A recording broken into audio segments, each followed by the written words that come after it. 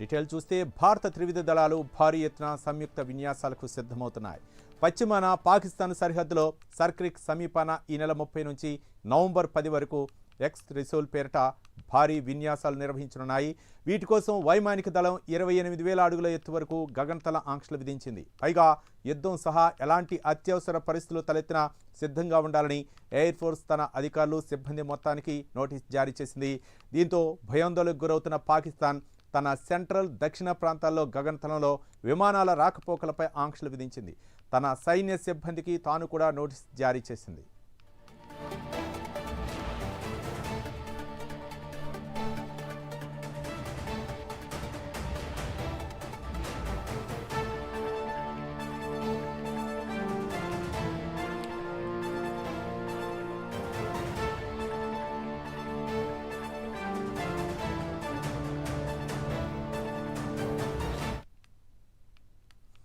భారత త్రివిధ దళాలు భారీ ఎత్తున సంయుక్త విన్యాసాలకు సిద్ధమవుతున్నాయి.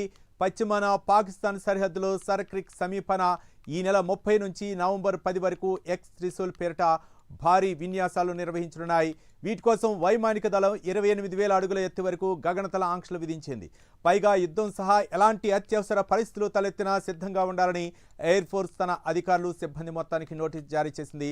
దీంతో భయాందోళనకు గురవుతున్న పాకిస్తాన్ తన సెంట్రల్ దక్షిణ ప్రాంతాల్లో గగనతలంలో విమానాల రాకపోకలపై ఆంక్షలు విధించింది. తన సైన్య సిబ్బందికి తాను కూడా నోటీస్ జారీ చేసింది. ఇదే అంశానికి సంబంధించి మరిన్ని వివరాలు మా నేషనల్ బ్యూరో చీఫ్ కళ లైవ్ ద్వారా అందిస్తారు. కళ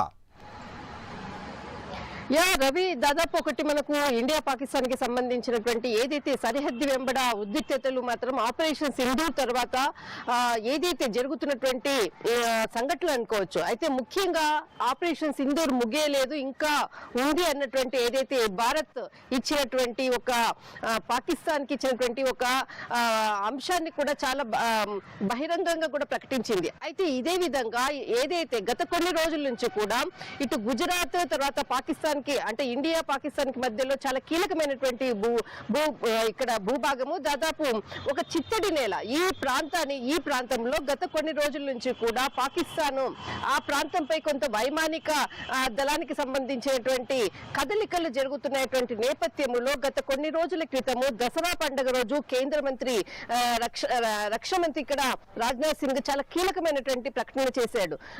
ఏదైతే ఇక్కడ మనకు సర్క్రిక్ అన్నటువంటిది ప్రాంతంపై పాకిస్తాన్ కన్నేసింది అంటే ఖచ్చితంగా దానికి గట్టిగా బదులిచ్చేందుకు కూడా భారత సైన్యం రెడీగా ఉంది అంటూ కూడా బూట్ సెక్టార్ లో జరిగినటువంటి ప్రసంగంలో చాలా కీలకమైన వ్యాఖ్యలు చేశారు.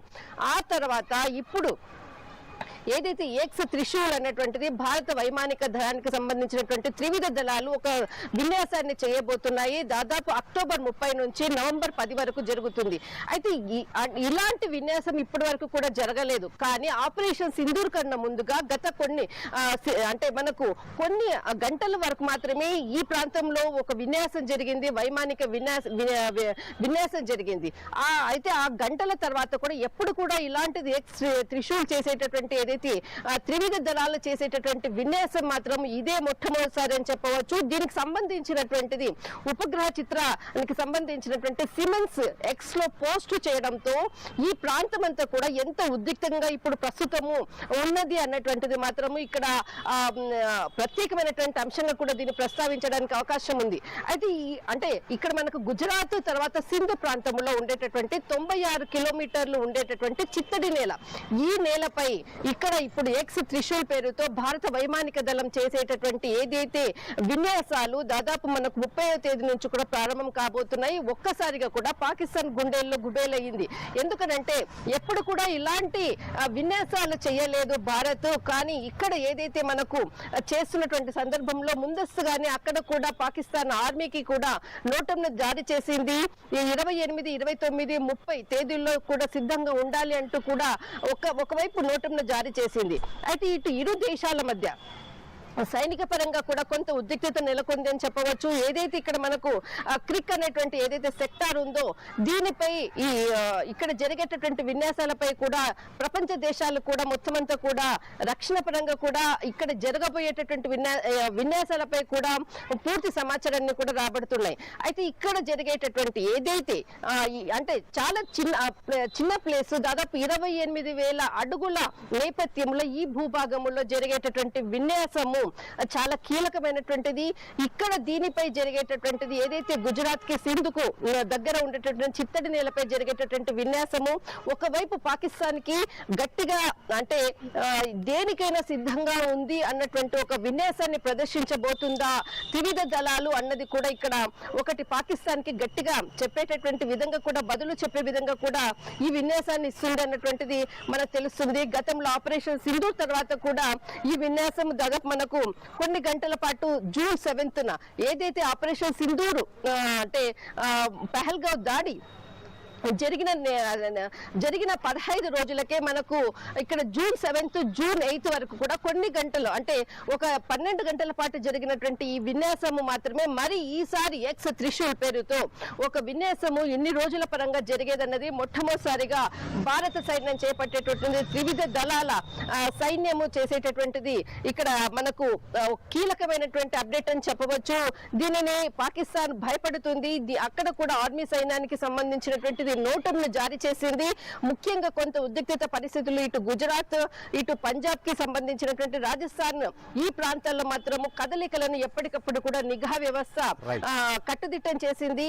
ఎప్పటికప్పుడు కూడా ఎందుకంటే గత వారం రోజుల క్రితం కూడా 79,000 కోట్ల రూపాయలు సైనిక దళానికి సంబంధించినటువంటిది కోటాను కూడా ఇక్కడ విడుదల చేసింది ప్రభుత్వము. ఒక్కసారిగా ఇంత భారీ నిధులు కూడా కేటాయించడం కూడా ఒకవైపు మరొక వైపు ఎక్స్ త్రిశూల్ని కూడా ఇక్కడ ఏదైతే మనకు సరిహద్దు వెంబడ విన్యాసాలు ప్రారంభం కాబోతున్నాయి రెండు దేశాల మధ్య మరి ఏ విధంగా ఉండబోతుంది అన్నది మాత్రము ఒక్కసారి ఇది చాలా ముఖ్యమైన అంశంగా మాత్రం ప్రస్తావించవచ్చు. రవి అంటే మంత్రి రాజ్నాథ్ చాలా సార్లు చెప్పారు ఆపరేషన్ సింధూర్ ఇంకా ముగియలేదు అని చెప్పేసి చాలా సందర్భాలు చెప్పారు. ఇప్పుడు ఎక్స్ త్రిశూల్ పేరుతోటి భారత్ చేస్తున్నటువంటి ఈ విన్యాసాలతోటి ఒక్కసారిగా పాకిస్తాన్కి భయాందోళనకు గురైంది అనుకోవచ్చా?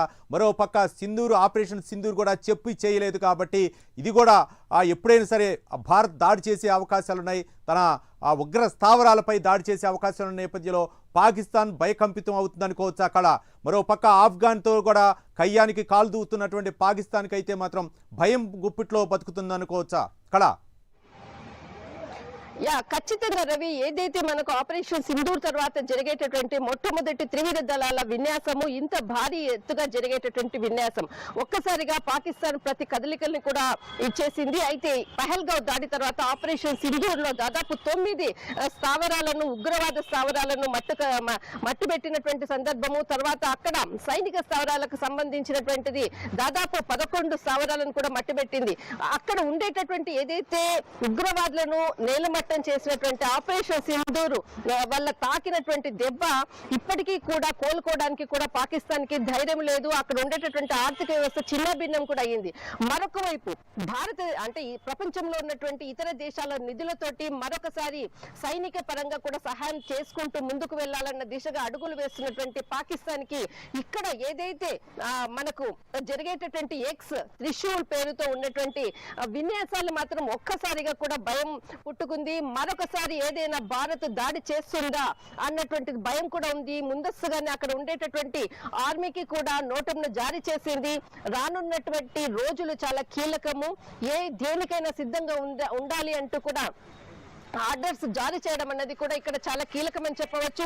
అయితే ఇక్కడ ఏదైతే మనకు 28,000 అడుగుల విస్తీర్ణంలో చిత్తడి నేలలో జరిగేటటువంటి సర్ క్రీక్ అన్నటువంటి ఈ ప్రాంతంలో మాత్రము చాలా పెద్ద ఎత్తున విన్యాసాలు జరగబోతుంది.